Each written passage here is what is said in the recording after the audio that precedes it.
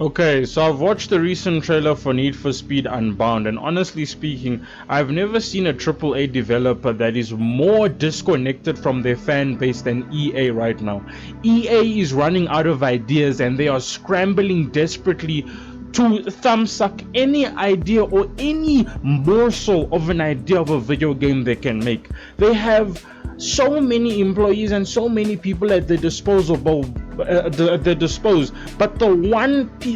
people they are not listening to is the fan base, the people who buy their video games, who buy their merchandise, their merch, whatever it is that they are selling, their community is buying. And honestly, the only thing I am not buying from EA is their BS. And that's the only thing that no one should be buying from EA is their BS.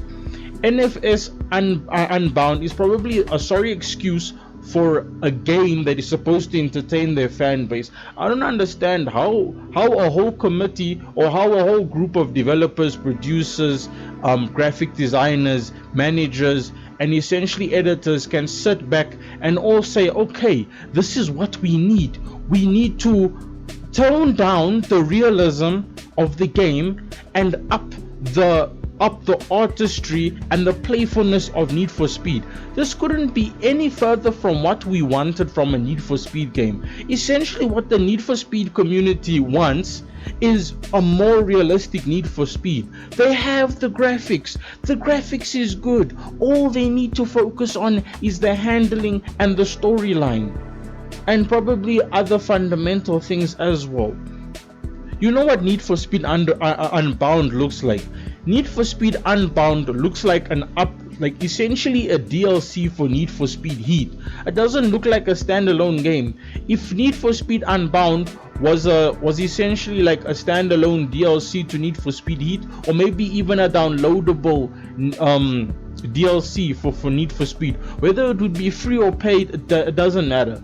But if Need for Speed Unbound was a DLC for Need for Speed Heat, I'd probably be impressed and say, Need for Speed is actually doing, EA is actually thinking and coming up with ideas. But to make it a standalone game, and I'm more so worried about what they're going to do with it. And the thing is, the Need for Speed community is in such a hole right now. This is why people are not talking about car games anymore. This is why gaming content creators are not talking about car games anymore, because no one is really playing car games as much as they used to, as opposed to it being, for out of their own interest. But it's like gaming content creators used to talk about a wide plethora of games, which will be that as it may, any game. But I've noticed a downtrend in them talking about car games lately, and I'm kind of disappointed.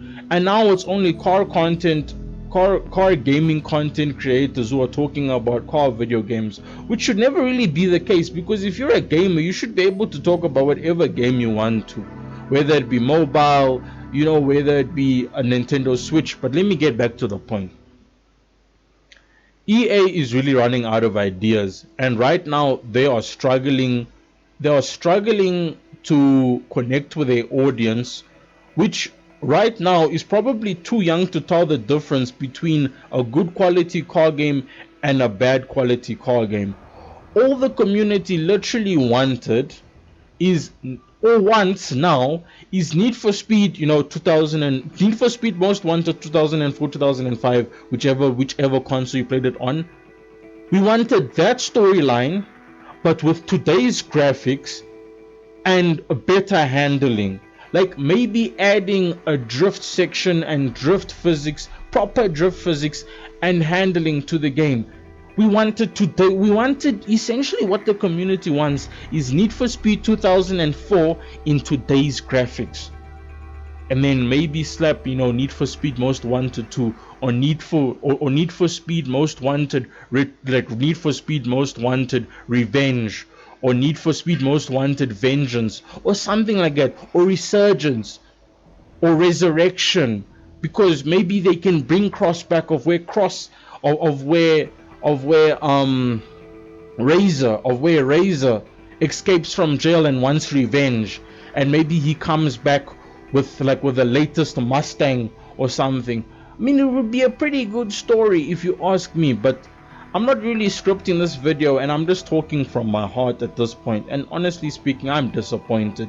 Some of the people in the comment section have been saying Midnight Club needs to make a comeback, and honestly, like Midnight Club and all of these other car games need to make comebacks. I'll probably make a follow-up video to that about Midnight Club and my relationship with Midnight Club.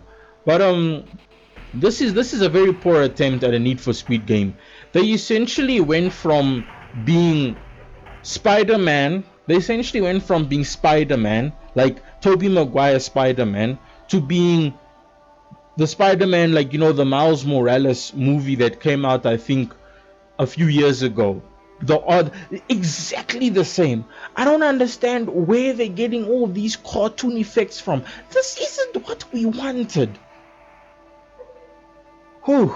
But anyway, before I get more emotional, not nearly emotional, but before I get any more triggered, I'm probably gonna end the video here. And honestly speaking, let me know what you let me know what you think of in the description, because I like talking about Need for Speed games. It's one of the games that I'm really I was really passionate about and grew up to liking, and now I barely even recognize the abomination that is bewildering my eyes, and I am still dumbfounded and in shock at what I am seeing as of late. But anyway guys, I thank you so much for watching. This is the Chilly Man signing off. Peace out.